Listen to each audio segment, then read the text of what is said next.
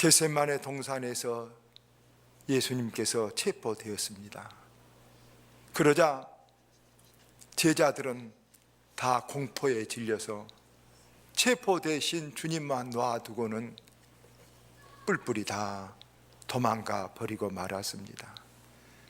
예수님께서 오랏줄에 묶여서 가야바 법정으로 빌라도 법정으로 끌려다니시니까 구경하는 구경꾼들 속에 베드로가 모르게 끼어가지고 살금 예수님의 뒤를 따라다니고 있습니다.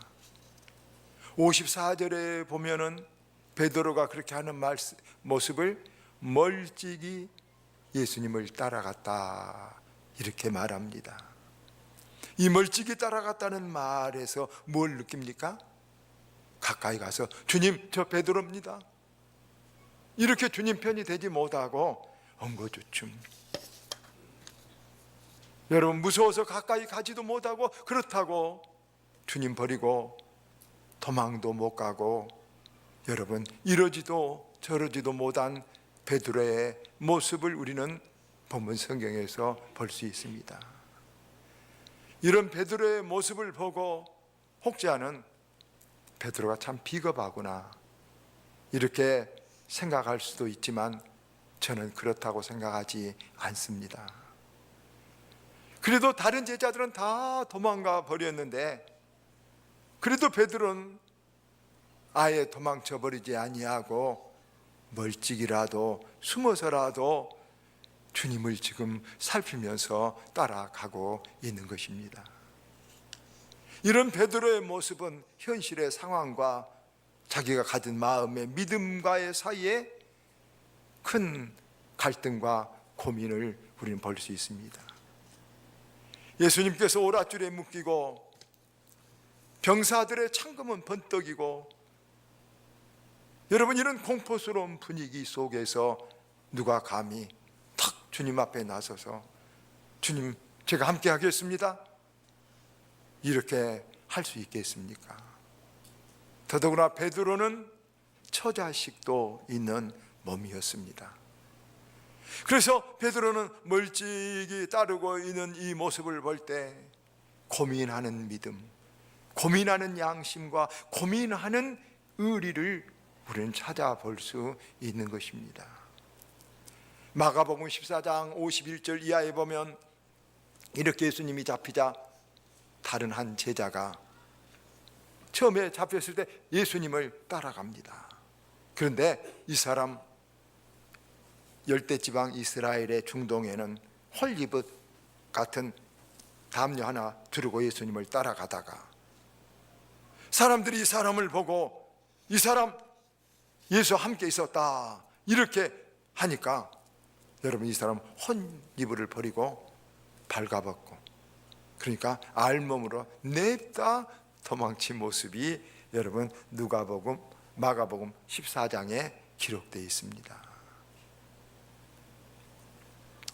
이렇게 여러분 공포스러운 상황인데 알몸으로라도 막 도망쳐버린 그 공포스러운 현장에서 그래도 베드로는 멀찍이라도 지금 따라가고 있는 모습이 제 모습을 닮았고 죄송하지만 여러분들 모습을 닮았습니다. 그래서 베드로의 이런 쭈삣쭈삣한 행동이 비겁하기도 하지만 그래도 의리와 믿음을 가지고 고민하고 주님 사랑 때문에 아주 도망쳐버리지 못하고 있는 것입니다. 자, 그런데 여기에 더 어려운 일이 발생합니다. 여러분, 망설인 자에게 마귀는 더 역사합니다. 여러분, 우유부단한 자에게 시험은 더 크게 오는 것입니다. 마가복음 14장 66절 이하에 보면 자, 오늘 본문에도 나오지만은 베드로가 주님을 모른다고 하는 일에 사건이 생깁니다. 이렇게 사람들이 오랏줄에 주님을 묶어서 야유하고 막 주님의 뺨을 치고 가시로 면류관을 씌우고 조롱하고 있는데 이제 베드로는 군중 속에 숨어서 모닥불을 쬐면서 보고 있습니다. 그런데 한 여자아이가 이런 베드로를 보고 이렇게 말한 겁니다. 이 사람 예수와 함께 다녔던 사람이다. 예수 도당이라는 것입니다. 이 말을 들은 베드로는 깜짝 놀랐습니다. 얼른 변명을 합니다. 아니, 나는 네가 무슨 말 하는지 모르겠다. 아니라는 것이죠. 시치미를 딱 떼고 돌아섰습니다. 그래서 살금 또 모르는 사람들 쪽으로 나갔습니다. 앞들로 나갔다는 것은 그런 일이 있었지만 베드로는 대제사장 집 앞쪽으로 더 나갔다는 것입니다. 자, 그래서 또 불을 쬐고 있는데 그 불빛에 아마 베드로 얼굴이 더 잘 보였다고 합니다. 한 여자가 또 한 사람이 베드로를 보고 이 사람도 예수의 도당이다, 예수와 함께 있었다, 또 그러는 것입니다. 그 공포스러운 분위기 속에서 베드로는 얼마나 더 덜컹 겁이 났겠습니까? 아마 베드로의 외모가 어디 특별한 면이 있었던지, 아니면 예수님이 계신 곳에 그 전에 항상 수제자라는 베드로가 있었기 때문에 사람들이 예수님을 알아보듯이 거의 베드로도 알아봤던 것 같습니다. 그래서 베드로는 얼른 부인합니다. 여자여, 내가 그를 알지 못하노라. 지금 베드로는 몹시 황당스럽고 당황한 일을 지금 겪고 있는 것입니다. 그래서 지금 두 번이나 그러고 나니까 설상가상이 되는데 거기 아주 비까지 내립니다. 또 한 사람이 한 시간쯤 있다 베드로를 보고 너도 그 도당이다, 그러면서 베드로를 지목한 것입니다. 여러분, 세 번이나 이랬으니까 베드로는 어때야 되겠습니까? 또 주님을 부인해야 되는데, 확실히 부인해야 하는데 어떻게 하면 확실히 부인하겠습니까? 마가복음에 보면 더 자세히 15장에 보면 처음에 베드로는 그냥 부인하고, 두 번째는 맹세해서, 하나님께 하늘을 두고 맹세하니 맹세해서, 세 번째는 여러분 저주하면서 주님을 부인했다, 주님 욕했다는 말입니다. 여러분, 참으로 황당한 일이, 베드로가 전혀 일어나고 예상치 못했던 부끄럽고 고통스러운 일이, 잘못한 일이 베드로에게 일어났던 것입니다. 어디 베드로가 주님을 저주하리라고 생각이라도 해봤겠습니까? 그런데 이 상황이 자기 마음을 추스르기도 전에 자기 마음이 자기도 모르는 사이에 금방 일어났다는 것입니다. 주님이, 베드로가 주님을 저주했다는 말을 렌스키라는 유명한 성경학자는 말하기를, 아마 나하고 상관없으니 한번 죽이려면 죽여라, 이렇게 해야 자기가 예수와 한 도당이 아니라는 것이 명백해지니까 그렇게 했을 것이라고 말합니다. 안타까운 일이 일어났습니다. 여러분, 그런데 여러분, 이 베드로의 마음은 정말 그것은 아니라는 것을 우리가 잘 압니다. 상황이 너무 어렵고 급박하게 돌아간, 너무나도 공포스러운 분위기가 아니까 베드로는 자기도 모르게 부인하고 맹세하고 저주까지 주님을 해버리게 됐던 것입니다. 그러나 그런 마음은 아니기에 베드로는 그런 공포 속에서도 멀찍이 지금 숨어서 주님을 따라가고 있었던 것입니다. 베드로는 젊은 날 배와 직업을 버려두고 주님을 따라 3년간 제자로서 주님과 희로애락을 같이 했습니다. 최후의 만차 안에서는 베드로는 사람들이 다 나를 버리리라, 내가 십자가를 지고 가리라 할 때 베드로는 주님 앞에 말했습니다. 다 주님을 버릴지라도 나는 주님을 버리지 않겠습니다, 베드로는 말했습니다. 베드로의 그 마음은 진심입니다. 진심이었습니다. 그러나 이렇게 공포스러운 환경에 처하자 그 공포가 자기를 압도해서 자기도 모르게 주님을 부인하고 만 것입니다. 자기도 모르게 상상할 수 없을 만큼 주님을 욕하고 저주까지 하는 이런, 여러분, 기막힌 잘못을 저지른 것입니다.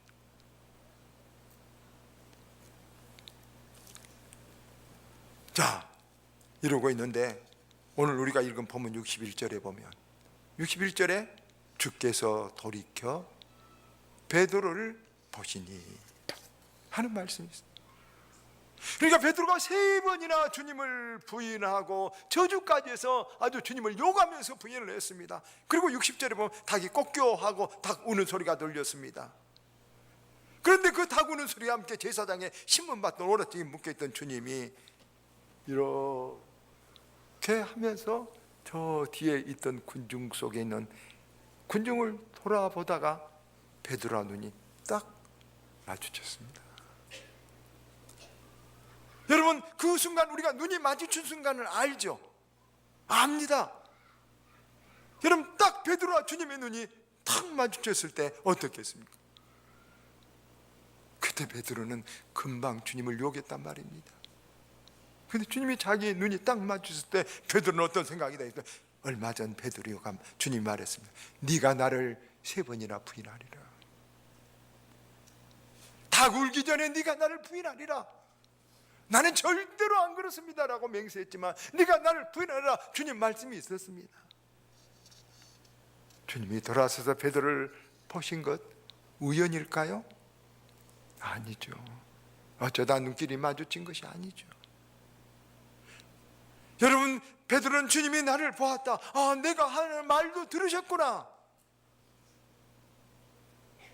이럴 때 베드로의 마음 어떻겠습니까? 막 지금 주님을 저주했는데, 욕했는데, 전에 주님을 죽어도 부인하지 않겠다고 장담했는데, 그런데 주님과 눈이 딱 마주치니까 가슴에 심장이 덜컥 떨어져 내린 거예요. 왈칵하는 부끄러움과 죄송함과 자기의 모습에 추하고 비겁함이 여러분 견딜 수가 없어서 왈칵 눈물이 쏟아져서 밖으로 이제 더 이상 군중 속에 있지 못하고 밖으로 나와서 막 나가서 베드로가 통곡하면서 막 주님한테 엉엉엉 울었습니다. 닭이 웁니다. 얼마나 부끄럽고 전의 모습에 비하면 초라하고 비겁하고 못나고 괴로웠겠습니까?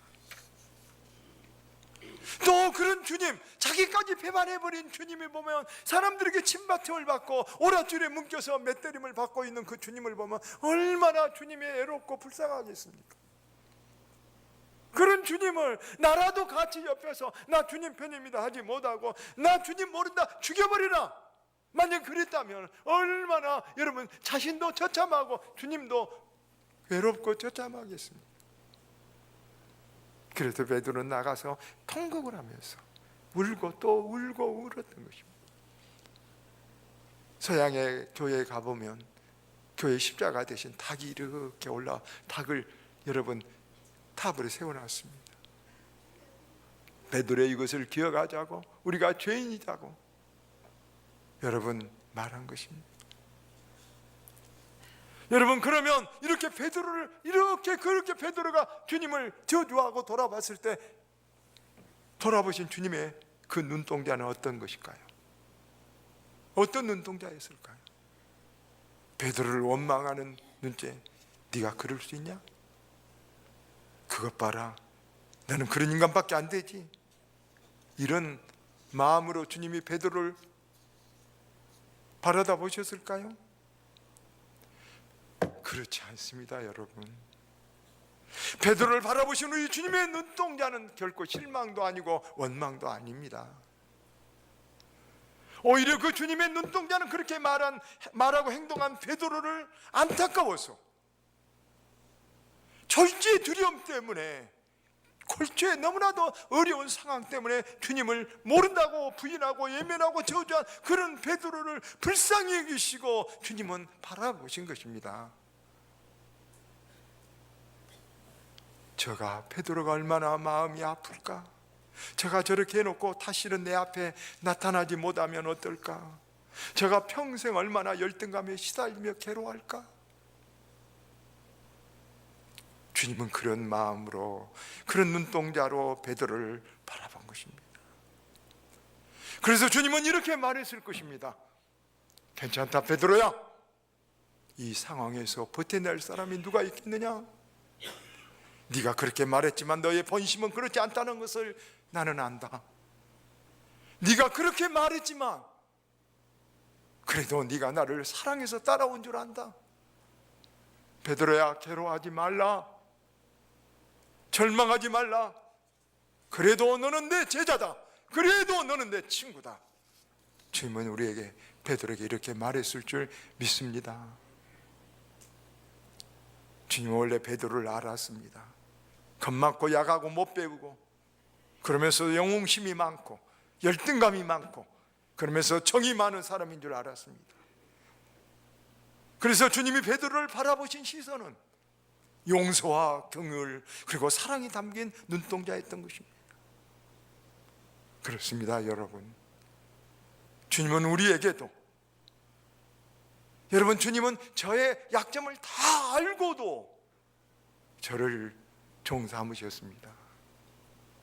제가 베드로를 많이 닮았습니다. 약점이 많고 D가 무르고 비겁합니다. 그러나 주님을 사랑한 것은 분명합니다. 주님을 위해서 저도 버린 것이 있었음이 분명합니다. 그리고 저뿐만 아니라 여러분 모두도 그럽니다. 우리가 여기 앉아 있는 것이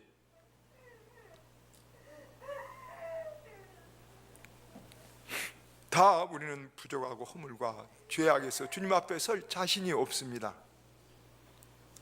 그러나 여러분, 주님을 사랑하신 줄 믿습니다. 우리 사랑합니다. 그래서 주님은 우리를 아시고 부르셨습니다. 그런 주님은 아셨습니다. 그래서 주님은 우리가 잘못하지만 원망하거나 실망하시지 않습니다. 제가 현실이 너무 어려워서 그랬지 하시고 우리를 긍휼히 여겨주시고, 지금도 너는 내 양이다, 너는 내 제자다, 너는 내 친구다, 주님 이렇게 우리에게 말해 주신 줄 믿습니다. 이 연말에 베드로같이 실패하고 잘못하고 부끄러운 우리들에게도 주님은 이렇게 말씀하실 것 같습니다. 괜찮다. 그래도 오늘 너희들 나에게 나왔지 않느냐? 잘못했어도 너희들 나를 사랑하지 않느냐? 이렇게 주님 우리를 용서해 주시고 새롭게 해주신 줄 믿습니다. 이 사건 뒤에 일어난 일이지만 주님이 부활하셔서 다 버렸던 제자들과 베드로를 찾아가십니다. 요한복음 21장에 보면 갈릴리 바다로 찾아가십니다.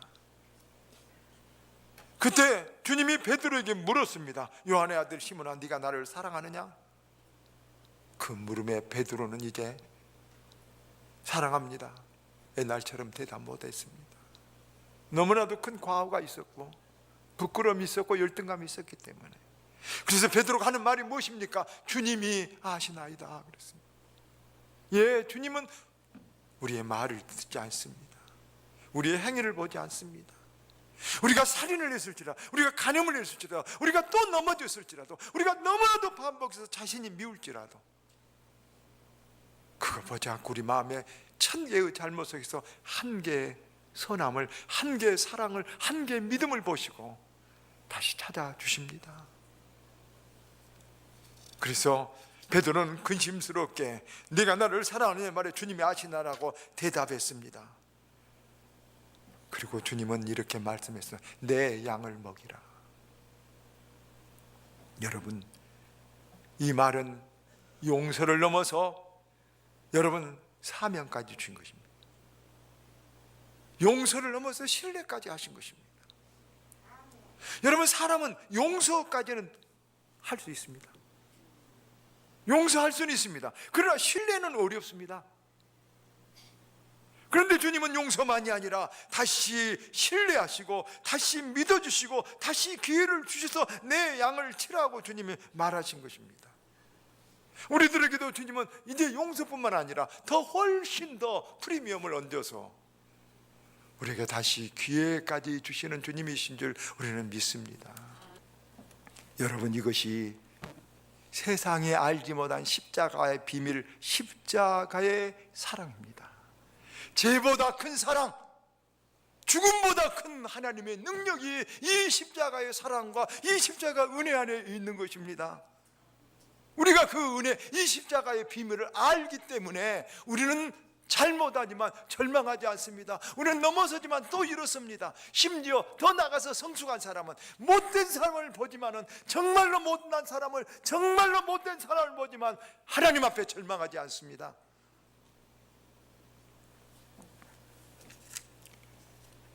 구원파가 이단인 것 중에 하나는, 그들은 죄 사함을 받으면 구원이 취소되지 않는다건대 켈빈의 교리하고 맞습니다. 사실 그렇습니다. 그런데 그들은 그 말 때문에 기도도 하지 않고 회개도 하지 않고 다시 새로운 결심도 하지 않습니다. 한번 구원받으면 된다 하니까. 여러분, 그러나 성경에는 회개하라, 손을 씻어라, 자복하라, 돌이키라 말이 많습니다. 왜 용서받은데 회개하라 할까요? 여러분, 그것입니다. 우리가 하나님을 믿으면 하나님 자녀가 되고 양자가 되는 것은 하나님과 계약 관계입니다. 예를 들자면, 비유를 하면 부부가 된 것은 계약 관계입니다. 계약으로 부부가 될 수 있습니다. 그 법률론이라고 합니다. 그러나 우리 기독교는 그런 법률적인 계약 관계만 아니라 인격적인 관계가 필요합니다. 실질적인 관계가 필요합니다. 부부도 법률적인 관계가 있지만 더 중요한 것이 함께 살면서 이런저런 일을 겪고 수많은 고통을 겪고 수많은 잘못을 하면서 서로 용서하고 서로 이해해주고 서로 기다려주고 서로 실망하면서도 내 모습을 바라보면서 여기서 하나님의 사랑을 실천하고 하나님을 맛보는, 여러분, 우리의 삶의 현장이 우리가 가정이고 우리의 삶인 것입니다. 그것이 계약을 넘어선 진정한 부부의 관계인 것입니다. 부부가 딱 결혼만 해놓으면 그것만 믿으면 된다고 생각한 것은 그래서 이단인 것입니다. 진정한 부부는 계약만이 한 것이 아니라 몸과 영혼과 생각과 삶이 하나로 교통되고 서로 아파하고 고통하고 용서하고 잘못하고 이런 관계가 있어야 그래서 된 것입니다. 신앙도 그렇습니다. 여러분, 한 번만 구원받으면 끝나는 것이 아니라 우리가 하나님께 잘못했다고 하고 또 잘못했을 때 또 회개하고 또 기도하고 회개하고 주님의 뜻을 묻고 사랑을 고백하고 이런 인격적인 관계가 계속되는 것이 우리 기독교 신앙 생활인 것입니다. 말씀을 맺겠습니다. 여러분, 베드로 참 부끄러운 잘못을 했습니다. 평생 열등감과 고통이 될 수도 있습니다. 그러나 주님은 다 아시고 베드로를 새로 받아주십니다. 우리 죄보다, 우리 허물보다, 우리의 약점보다, 우리 인생의 오류보다 비교할 수 없는 차원이 다른 큰 사랑의 하나님입니다. 우리 신앙생활은 도덕 윤리생활을 하는 것이 아닙니다. 전능하신 하나님, 만주해 주신 하나님을 찬양하는 것이 신앙인 것입니다. 도덕을 넘어서 영혼의 세계로 하나님을 바라보고 따라가는, 그래서 우리가 잘못했습니다 올해. 그래서 베드로처럼 주님 잘못했습니다, 그러나 사랑합니다 주님, 이렇게 고백할 수 있는 저와 여러분 되기를 주의 이름으로 축원드립니다.